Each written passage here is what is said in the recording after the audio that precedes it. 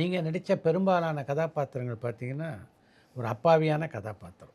அது திட்டமிட்டு நீங்கள் அமைச்சதா? இல்லை தற்செயலாக அமைஞ்சதா? இல்லை, ஒரு இன்னசென்ட்டாக ஒரு நார்மல் மேன் அப்படிங்கிற மாதிரி இருக்கு. ஏன்னா எல்லா விஷயம் தெரிஞ்ச மாதிரி ஒரு ஹீரோனா ஒரு வீரப்பராக்கிரமங்கள் எல்லாம் தெரிஞ்ச மாதிரி அப்படின்னா அதிபுத்திசாலியாக இருப்பான் அப்படின்னு எல்லாங்கிற மாதிரி இருக்கும். ஏன் நார்மல் மேனாக ஏன் இருக்கக்கூடாது?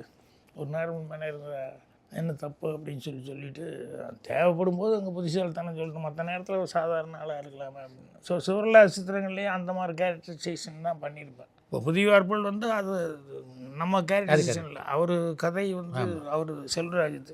ஸோ வாத்தியாருங்கிற கேரக்டரைசேஷன் அதில் நான் காமெடியே போகல. ஏன்னா டைரக்டருக்கு காமெடினாலே அவர் கொஞ்சம் ஆப்போசிட்டாக தான் இருப்பார்.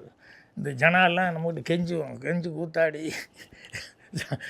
எங்காவது எப்படியாவது சோத்து மாட்டேன் நான் சேர்த்துனா கூட அவர் தூக்கி போட்டுறாருன்னு இருந்தாலும் நான் நீ எப்படியே உள்ள எப்படியா நுழைச்சி விடு, அவர் எவ்வளோ கட் பண்ணுறாரோ மீதி வருதுமே அப்படி மாதிரி இந்த தர்மி சொல்கிற மாதிரி அந்த மாதிரி அவர் படங்கிறதுனால அது சீரியஸாகவே நான் மெயின்டைன் பண்ணிட்டு போயிருந்தேன் டைலாகில். அப்புறம் என்னுடைய படங்கள் நான் டைரெக்ஷன் பண்ணும்போது என்னுடைய ஸ்கிரிப்டில் வந்து நான் வித் காமெடியோடைய எல்லாமே செய்ய ஆரம்பித்தேன். அதனால் வசனங்கள் வந்து இதுதான் யாரெல்லாம் முன்னால் படம் பண்ணாங்களோ அந்த பாதிப்பு நமக்கு இருந்திருக்கு நம்மளை எரியாமல். ஸோ எழுதும்போது இதை பார்த்து தான் எழுதணும் அப்படின்னு அப்படி திங்க் பண்ணுறது இல்லை. ஆனால் நம்மளை எரியாமல் நம்ம மனசுக்குள்ளே பதிஞ்சிருக்கிறது வந்து எப்படியோ ஒரு விதத்தில் வந்து வந்துடும். மெயினாக இன்வால்மெண்ட்டோடு திங்க் பண்ணுறது தான் வேணும் இல்லை.